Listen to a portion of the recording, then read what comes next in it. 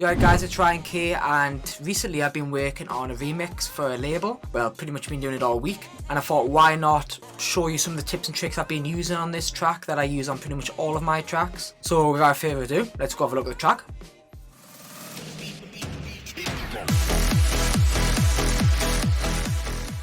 Right guys, so this is the track I'm working on. It's a remix for a label. Original was pretty proggy. I'm going to try to make it a bit more uplifting. So the first little tip I use on all of my tracks is using an EQ as a filter instead of using a filter. I feel like using an EQ as a filter has a bit more control over the sound. It doesn't colour the sound either, as long as it's quite a flat EQ. I noticed that some filters seem to colour the sound, and I don't really like that, so I do like to use an EQ. So here's a good example. So here's one of my leads coming into the drop. The drop is here at about 164 bars. So what I've done is added an instance of FabFilter Pro Q3, and then I've set a very strict kind of band pass EQ type filter. So this is what it sounds like with the filter, well, EQ on.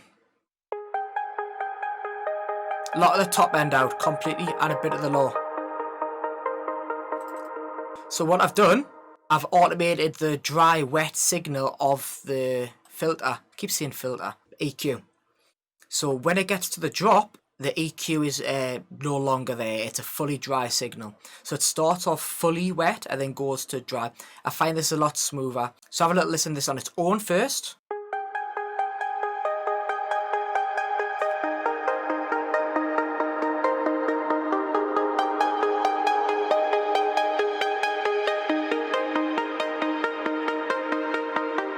As you can hear, it's really quite subtle and quite a nice effect. So this is what it sounds like in context of the track. It comes in here, but I'll start a bit earlier just so you have a bit more context.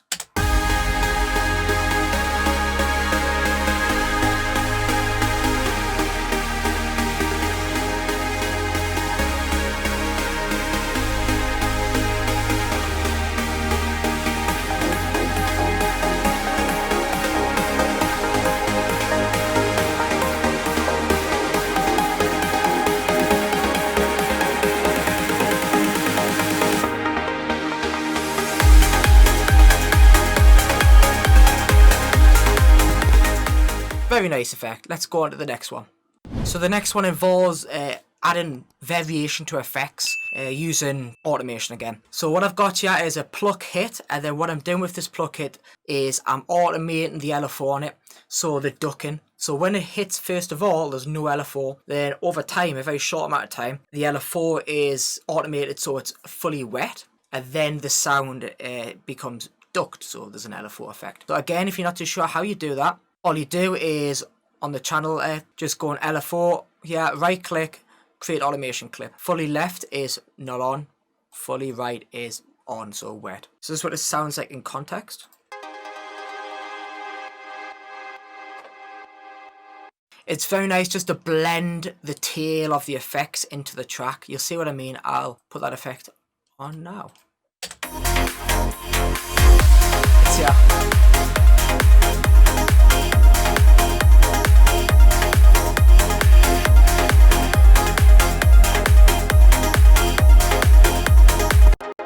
Right, it's very subtle, but you get the point. It just gives it a bit more groove, and it kind of blends it into the track a bit more without having horrible tail, which will affect the frequencies later on when I'm mixing down. The last one is actually an obvious one. A lot of people do use this, but you'd be surprised how many people don't. So sometimes in prog trance, well, this is in between prog and uplifting, I would say, you might have a very static bass line, and the bass line becomes really boring really fast. So this is what it sounds like, the bass line on its own, without the sub. So what I've done is basically, again, use a lot of automation, is just increase the cutoff as well as some other parameters on the bass line to feel like something's coming. Okay, so it builds some tension. So here, have a look at these.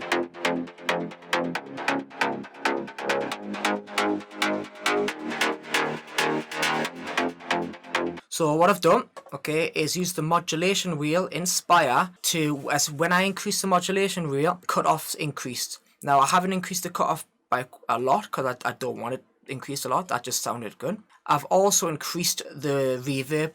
So as the modulation increases, so does the amount of reverb applied. That's very useful as, again, it helps build tension. It makes it feel like something's happening. Now, I had a bit of an issue when doing this, so I had to reduce the main volume when I increased the modulation wheel. This is because a lot of the time when you're increasing the modulation wheel, or increasing the cutoff, sorry, it introduces a lot of volume or gain.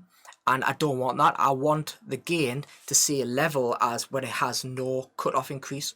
So it keeps the levels nice and level instead of applying a ton of compression instead. Now let's have a listen in the context of the song. You haven't seen that. So wait for it.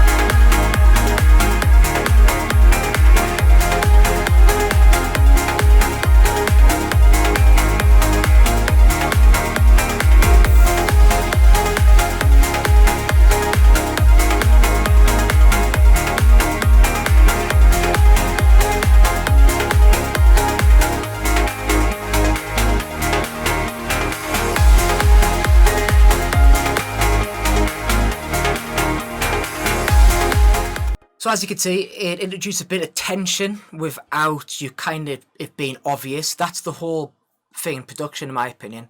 For these little things, you've got to make them very subtle, so the listener doesn't blatantly hear a change. You want to hear it. You just want it to move along into the next part. If you learned something from the video, please like it and subscribe to the channel. If you've got any more suggestions on any tips or anything from this track you want us to go through, I'm happy to go through some things. But until next time, guys, have a good one.